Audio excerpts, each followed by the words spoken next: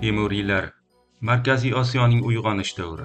14-16 asrlarda Markaziy Osiyoda Temuriylar davrati hukmronligi boshlandi. Bu davr barqarorligi bilan, balki ilm-fan, madaniyat va san'atning haqiqiy renessansi bilan tarixda qoldi. Amir Temur davlatni mustahkamlar ekan, uning avlodlari Mirzo Ulug'bek, Boysunqur Mirzo, Husayn Bayqaro kabi shahzodalar ham ilm-ma'rifatni davlat siyosatining markaziga qo'yishdi. Mirzo Ulug'bekning rasadxonasi o'sha davrning eng ilg'or ilmiy markazi bo'lib, unda yulduzlar jadvali 300 yil davomida Yevropada asosiy qo'llanma sifatida xizmat qilgan. Bu davrda adabiyot ham yuksalib, g'azal, ruboiy, tuyuq kabi she'riy janrlar takomillashib bordi. Lutfiy, Atoiy, Sakkokiy kabi shoirlar yaratgan she'rlar bugun ham kuylanib, milliy madaniyatimizning ajralmas bo'lagiga aylanib bormoqda. 15-asrning yarmi o'zbek adabiyotining yuqori bosqichiga ko'tarildi. Bu asrning markazida albatta Alisher Navoiy turadi. Navoiy milliy shoir, balki davlat arbobi, faylasuf va madaniyat homiysi edi. Husayn Bayqaro bilan birga u Hirotni yirik madaniy markazga aylantirdi. Shaharda kutubxonalar, madrasalar, hunarmandchilik ustaxonalari, musiqiy maktablar gullab yashnadi. Navoiy yaratgan Xamsa asari turkiy tilini shakllanishda katta xizmat qilishi bilan birga keyingi barcha adabiyot maktablari uchun poydevor bo'lib qoldi. Navoiy hayotligida uning she'rlari xalq orasida shu darajada mashhur ediki, sopol kosalar, buyumlarning naqshlari usti uning g'azallaridan misralar bitilgan edi.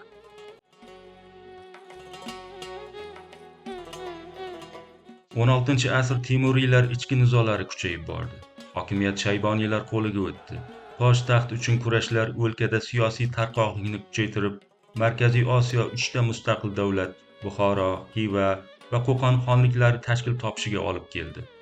Ammo siyosiy barqarorlik madaniyatning butkul to'xtab qolishiga sabab bo'lmadi. Aksincha, har bir xon madaniyat homiysi bo'lishga harakat qildi. Bu davrda o'zbek adabiyotida yangi badiiy san'atlar, yangi obrazlar paydo bo'ldi. Tarixiy va ilmiy mavzularga murojaatlar kuchaydi. Shu bilan birga xalq og'zaki ijodi ham jadal rivojlandi. Dostonlar, qo'shiqlar, qo'lyozma manbalar ko'paydi.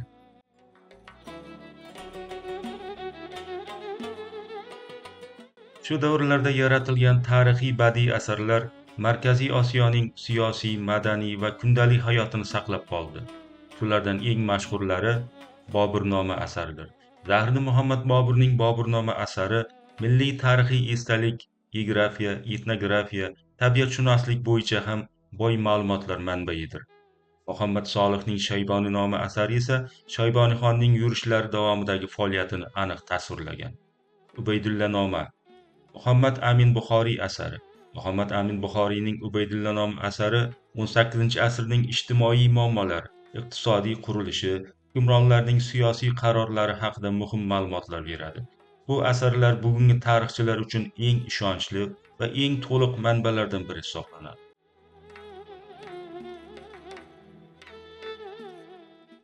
Mumtoz she'riyatning ma'naviy kuchlari. Adabiyotning eng muhim jihati uning ramziy va ruhiy mazmunidir.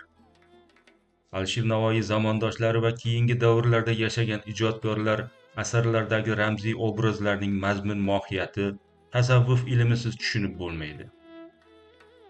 Navoiy, Lutfiy, Nurbek, Haydar Xorazmiy kabi ijodkorlar yaratgan asarlar bugun ham xalq og'zida, qo'shiqlarda, san'atda yashab kelayotganligi bejiz emas.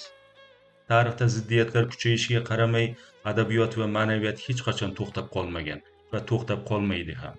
Aksincha, avloddan avlodga o'tib, yanada boyib boraveradi.